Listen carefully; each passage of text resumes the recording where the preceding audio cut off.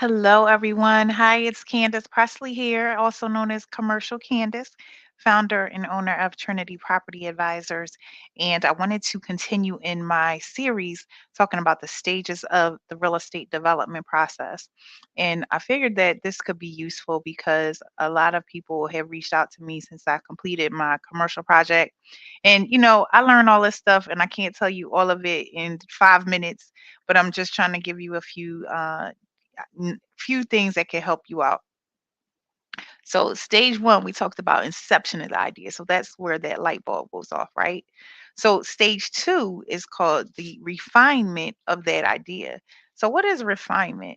So, you're basically almost at the point, where you're doing like a feasibility study, but you're not quite there for a feasibility. You're just trying to put together the pieces to see if this can even go to the next stage, which is feasibility. So, we're going to talk about research and market analysis. So, can I say analysis paralysis? You have to do your research on the market, looking at market data, demographics. If you are going to rent the facility or whatever it is that you're going to build when you're done, you got to figure out how much rent can you get? Who's going to be the person that's going to pay me? What's the type tenant that I want that I can attract at that location? These are things that you have to look at in terms of market analysis and data because those figures will go into your financial feasibility and your pro forma. So you have to do that market analysis, find out what that rent will be, as well as doing your research. Like, for instance, on the property that I acquired, I looked at, okay, this was already a VFW, it was already a post. It was there for 55 years. Why reinvent the wheel, right?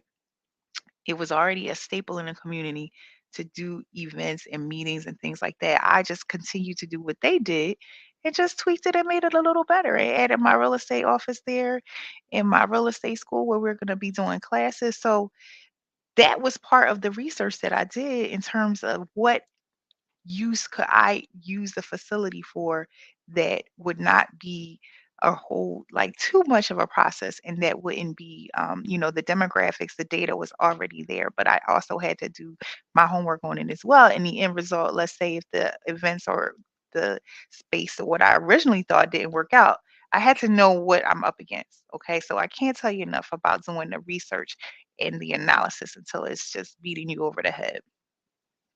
Also, in this process, you're going to be talking to, because by this point, you've already identified a site, right? So you're going to be talking to the community, talking to the council people to see, okay, if you do have to get, approval to build or to change zoning, will it go through? You have to get that support of those officials to see if you can even get the end use that you're desired to get. So if you wanted to build apartments, or if you needed to get the zoning changed to a Chinese store, let's say, because I've had that. I had a person who was looking to buy a property, and he bought retail storefronts, and he wanted to make it a corner store of a Chinese store selling Chinese food. We made it contingent on him getting that use. But guess what? The community didn't want it. So he didn't buy the property because he couldn't get the use that he wanted to get. Now, we did have that caveat in the agreement, but this is part of the process, refining that idea. By this point as well, you should also be talking to design professionals. So you want to make sure the physical site that you created or that you have in your head now, that it can actually fit what you're trying to put there. If you're doing new construction or if you're remodeling, if you're renovating it, you should talk to the design people, an architect, engineer, to see if you will be able to do what it is that you plan to do at that location. Is it physically even possible? So at that point, you should be talking to those design professionals. And lastly, again, like I mentioned, your pro forma, which is your financial analysis, you are going to be tweaking that for like ever. Your pro forma is like your Bible. This is what lenders look at. This is how you get your deal done. So if your numbers don't make sense, if you don't have numbers, if you don't even have like we call the back of the envelope or the napkin numbers, you need to start writing your numbers at this stage. So listen, thank you so much for listening to me. Make sure you tune in for stage three feasibility and follow, like, and subscribe to Commercial Candice at Trinity Property Advisors, and I hope you have a great day. Bye.